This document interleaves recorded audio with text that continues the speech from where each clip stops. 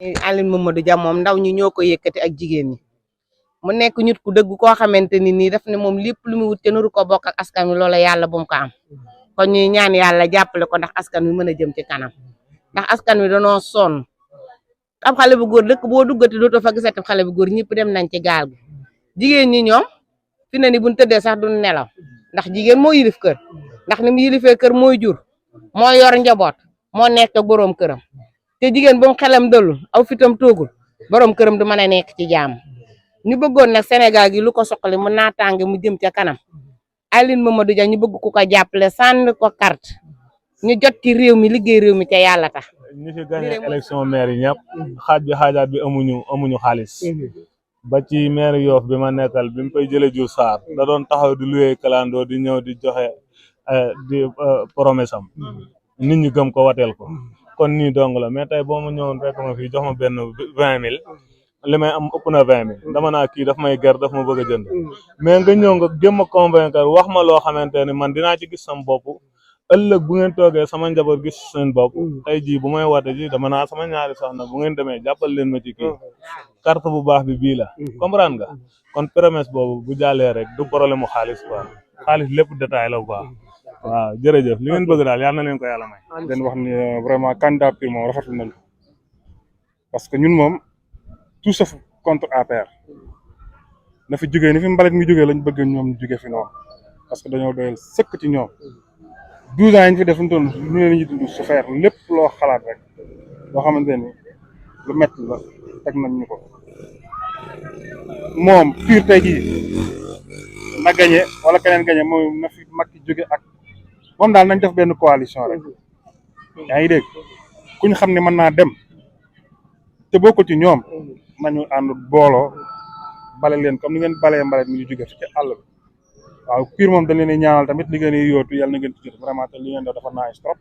geste bu noble la ndax yéen moom maag yéen ñoo far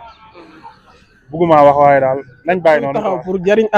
askan wi ñoom tamit dinañ taxaw pour jariñ la li ngeen def lu ama am solo la te tamit incha allah seen programme bi comme noonu nga ko waxee yaakaar naa ne dal na xel bu baax a baax te tamit incha allah jeunesse bi yëpp boo leen ko jàppee ni dina ànd ak yéen pour dooleel leen lu am solo la macha allah. man gis naa ni parti bu baax la aussi tamit di leen ñaanal le meilleur daal. parce que wax dëgg yàlla ni may wax yéen man moom dama ne woon système Sénégal bu changé wul woon dootuma votel kenn waaw waaye dañu ñaan yàlla dañ jéem a xool beneen régime ñu dugg ci jéem a changé suñu réew wax dëgg yàlla ñu ngi leen di defal ñu ngi koy defal lu baax a baax te li ngeen def yàlla na réussir yàlla na ko ñëpp dégg yàlla na ko ñëpp nag parti la boo xam ne njëkk ñu ko dégg tey te tey seen candidat bi xam nañ ko Aliou te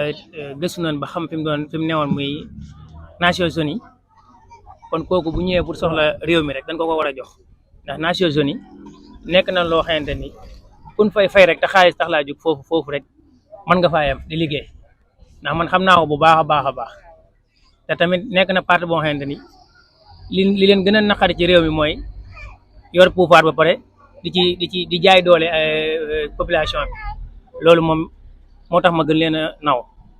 te bu soobee yàlla Aliou dañuy ñaan yàlla rek yàlla jox ko président bi ndax ñun ñëpp moom la ñuy ñaan